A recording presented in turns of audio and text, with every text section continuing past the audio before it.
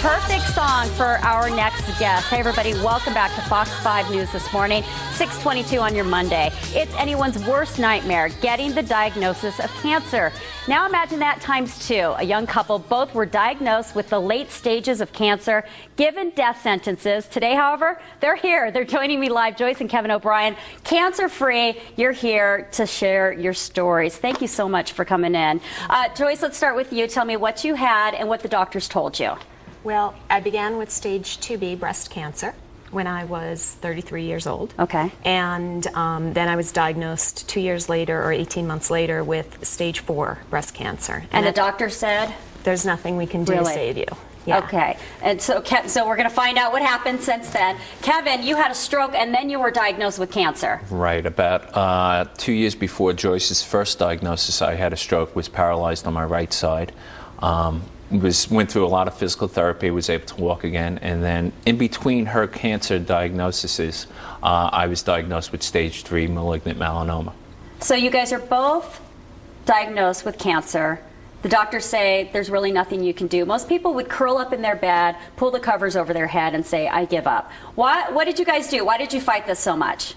Well, I think the very first thing that I decided was that I wanted to live more than anything. We had a little girl. She was 3 when I was diagnosed.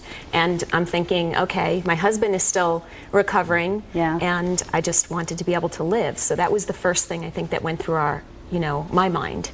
And it was really just a choice more than anything to say that. And it was having a daughter. She, more than anything, we just meant so much to us that we didn't want her to live without parents. So Kevin, what did you guys do? I mean, did you do alternative medicine? What did you do?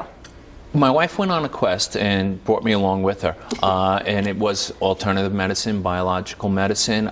We changed our whole life. We changed how we lived, how we thought, our thought process, did emotional healing.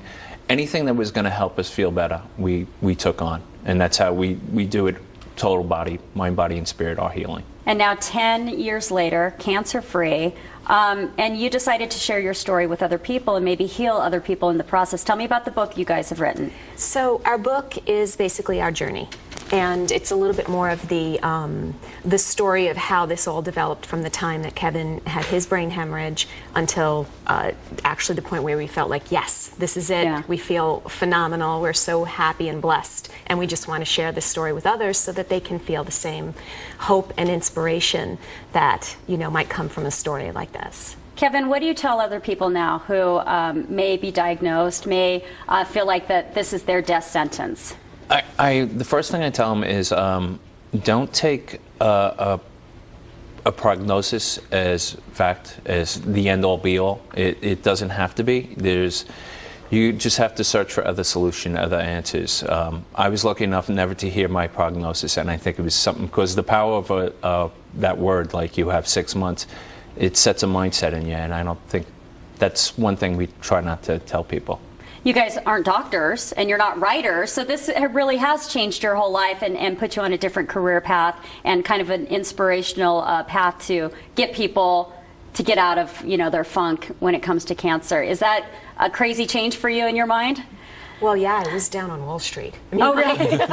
Going from Wall Street to this. So, yeah, this has become our life mission to help reduce cancer rates, in any way that we can by sharing how we did it and also how others can, basically take control and really more than anything to be empowered to know that we have so much ability to heal ourselves. And we don't want to give that away. We want to instead embrace that and take that on for ourselves and say, this is what we're going to do. If nothing else, it's an inspirational story. The book is called Choose to Live.